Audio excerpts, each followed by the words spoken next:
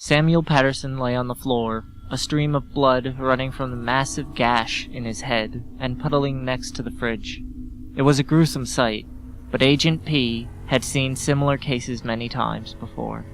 He knelt down and used a fork to pull apart the flesh and peer inside.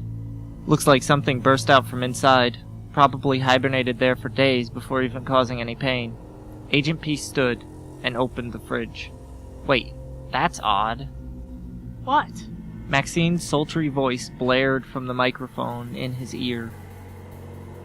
Agent P jumped in shock. Hey! Control the volume! You almost blew my ear off. Damn. The volume lowered as a flurry of obscenities filled the earpiece. It's this new tech. Back when we had government funding, we could afford things that weren't so fiddly. Well, get it under control. This is not a test. This is the real deal. The director gave us this intel, which means it's gotta have some validity. Don't get snippy with me, Agent P. Just tell me what's odd and get out of there. Agent P kneeled in front of the fridge and stared at the cartons of milk that filled the inside. Each one was open, stapled closed, and covered with duct tape.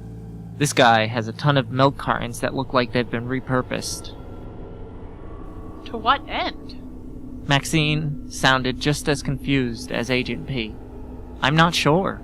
This whole situation seems strange. There's only one room in the entire house with furniture, and the amount of food would suggest more than one person living here. If I had to guess, I'd say that the rest ran after their pal bit the big one.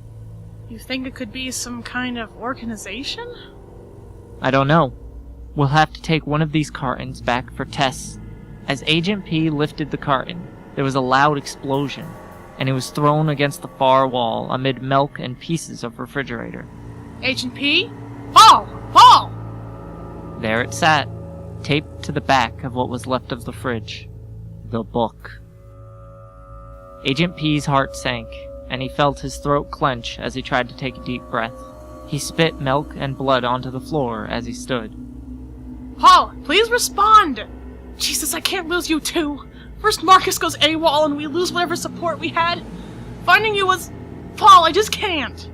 With one finger, Agent P switched off communications as he pulled the book from the fridge wall.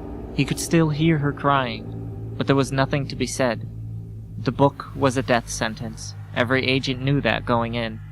Now that all the immune in the agency had been executed, there was no one to help them survive the power of the book. He opened the book to a random page and read the title, CHUGGLERS. He did not have to read more. He could feel it moving around at the back of his mouth. It was already growing, and his mouth went numb. His eyes fell on the words carved above where the book had been taped. He will rise, and the world will burn.